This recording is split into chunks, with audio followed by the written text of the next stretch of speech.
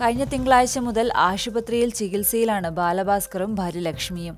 ഇവരെ ചികിത്സിക്കുന്ന തിരുവനന്തപുരത്തെ സ്വകാര്യ ആശുപത്രിയിൽ നിന്നും ശുഭകരമായ വാർത്തകളാണ് ഇപ്പോൾ പുറത്തുവരുന്നത്. കഴിഞ്ഞ ദിവസം ബാലഭാസ്കറിന് ബോധം തെളിഞ്ഞതായി ഡോക്ടർമാർ അറിയിച്ചു. എന്നാൽ ബോധം പൂർണ്ണമായി വീണ്ടെടുക്കാൻ സാധിച്ചിട്ടില്ലെങ്കിലും ശരീരം മരുന്നുകളോട് പോസിറ്റീവായി പ്രതികരിക്കുന്നു എന്നത് നല്ല ലക്ഷണമായാണ് ഡോക്ടർമാർ പറയുന്നത്. ബാലഭാസ്കർ ഉപകരണ സഹായമില്ലാതെ ശ്വാസമെടുക്കുന്നുണ്ട് എന്നാണ് പുതിയ റിപ്പോർട്ടുകൾ. ബാലഭാസ്കറിനും ഭാര്യ ലക്ഷ്മിക്കും വിദഗ്ധ ചികിത്സ ഉറപ്പുവരുത്തുന്നതിന് വേണ്ടി ദില്ലിയിലെ all India institute of medical സയൻസിൽ നിന്നും വിദഗ്ധരെ എത്തിക്കാൻ സർക്കാർ ശ്രമിക്കുന്നുണ്ട്. എയിംസിൽ നിന്നും ഡോക്ടർമാരുടെ സംഘത്തെ അയക്കാനുള്ള ആവശ്യവുമായി കേന്ദ്ര ആരോഗ്യ മന്ത്രാലയത്തിന് സർക്കാർ കത്ത് നൽകിയിട്ടുണ്ട്. ആരോഗ്യമന്ത്രി JP നദ്ദയുമായി മന്ത്രി KK ശൈലജ ഇക്കാര്യം ഫോണിലും സംസാരിച്ചു കഴിഞ്ഞു. തിരുവനന്തപുരത്ത് നിന്നുള്ള കോൺഗ്രസ് MP ശശി തരൂരും ബാലഭാസ്കറിന് വേണ്ടി ഇടപെടുന്നുണ്ട്.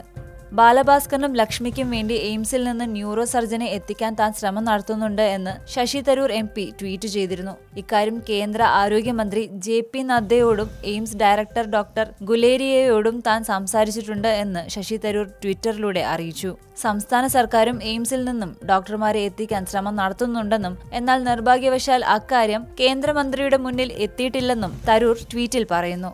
കഴിഞ്ഞ ദിവസം ശശി തരൂർ ആശുപത്രിയിൽ ചെന്ന് ബാലഭാസ്കറിന്റെ ബന്ധുക്കളെ കണ്ടിരുന്നു. എയിംസിൽ നിന്നും വിദഗ്ധ സംഘത്തെ അയക്കുന്ന കാര്യത്തിൽ കേന്ദ്രമന്ത്രിയുടെ ഭാഗത്തു നിന്നും അനുകൂല പ്രതികരണമാണ് ഉണ്ടായതെന്ന വിവരം കുടുംബത്തെ താൻ അറിയിച്ചുവെന്നും ശശി തരൂർ MP ട്വിറ്ററിൽ കുറിച്ചു. എന്നാൽ ഔദ്യോഗികമായ അനുമതി ഇതുവരെ കേന്ദ്രമന്ത്രിയിൽ നിന്നും എയിംസ് ഡയറക്ടർക്ക് ലഭിച്ചിട്ടില്ല എന്നാണ് താൻ മനസ്സിലാക്കുന്നത് എന്ന് ശശി തരൂർ പറയുന്നു. താനിപ്പോഴും അക്കാര്യത്തിൽ സമ്മർദ്ദം ചെലുത്തിക്കൊണ്ടിരിക്കുകയാണെന്നും ശശി തരൂർ വ്യക്തമാക്കി. എയിംസിൽ നിന്നും വിദഗ്ധ സംഘം എത്തുമെന്ന പ്രതീക്ഷയിലാണ് ബാലഭാസ്കറിന്റെ കുടുംബം.